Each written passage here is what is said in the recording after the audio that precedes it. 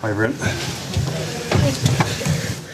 So we have a handheld mic now. So if you would like to wait for the microphone before you ask your question, where should we go first? At the front, thank you. Hi, mate. Sarah Randall from The Guardian. How did you find that one out there? The first 30 minutes, England kind of come unstuck. We didn't start well. We looked a little bit clunky, a bit untidy in attack, and then I thought our defence was outstanding. This game sometimes attack doesn't go for you, so something that was in our own control wasn't something I think that Australia were doing to us. So we'll just go back and reflect on our preparation. Might have sold the girls a little bit short on an extra unit session and stuff like that. But I just thought the defence was outstanding. And any update on Hannah, Ellie and Moena? Hands has got a muscle spasm, so I think that'll take its course. And then obviously Ellie will go through HIA protocols. And Alex, do you think that's the most that England have been tested so far this tournament? I think it's the stickiest we've been in sort of that first 40. Usually our line out is spot on. We can play off that. Soft error count was quite high, which I'm not used to. I think we just needed to be a bit more patient, a little bit more direct. But I mean, our defence was incredible. To hardly have any of the ball in that first half and still come in winning.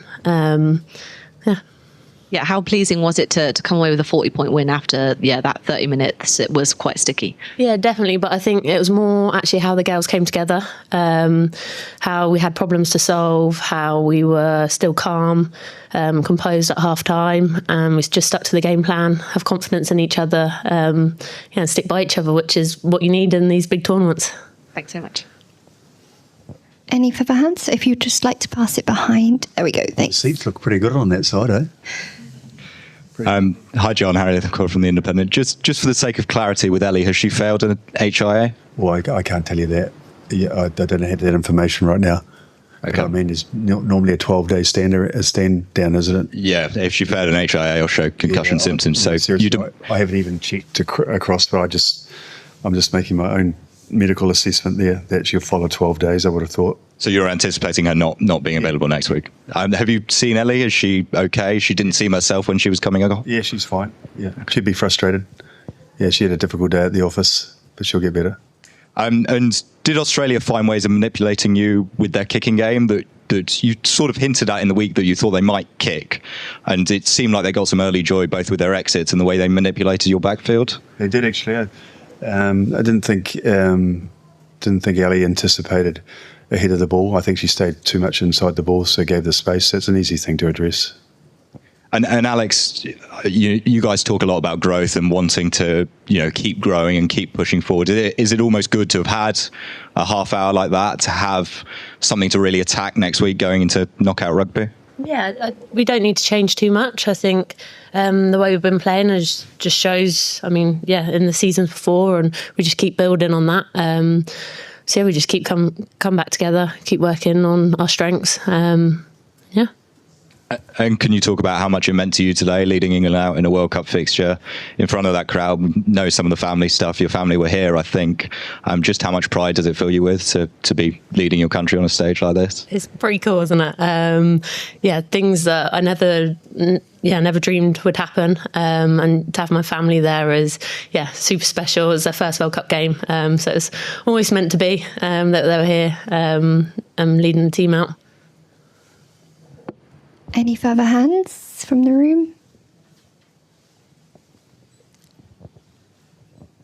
No, we will end that there. Oh, no. There we go. Tommy. Just in time. Thank you. Jess Breach, 50 caps today. What do you make of her performances so far and how she's building game on game? Yeah, she's very confident, Jess, at the moment. It's great to see. I think I may have explained that, she went through a difficult period coming out of injury. In Six Nations, probably lost a little bit of confidence. Probably didn't realise how much underdone she was. But to her testament, she's really taken this tournament on, head on.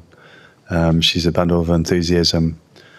She brings people together, and yeah, it's special that she was able to get her 50th year, like in a community where she comes from, so and her parents. So I think, yeah, they'd be very proud. Thank you. If you can just hand the mic to Tom.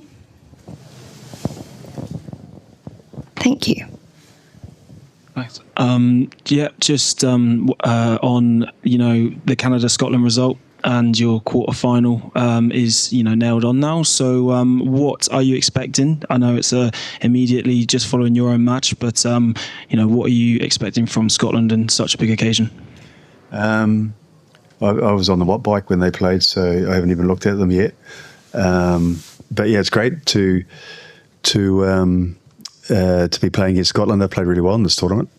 So it's cool that two countries that have got rich history in rugby, and considering what they've had to experience, contract conditions and all those sorts of things, they're doing a remarkable job in playing for each other. They've slightly changed the game from Six Nations.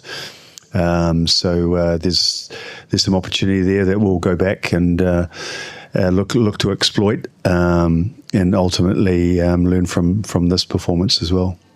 And if you've had the opportunity, Fran McGee has been a standout player in the tournament, and her attacking threats out wide.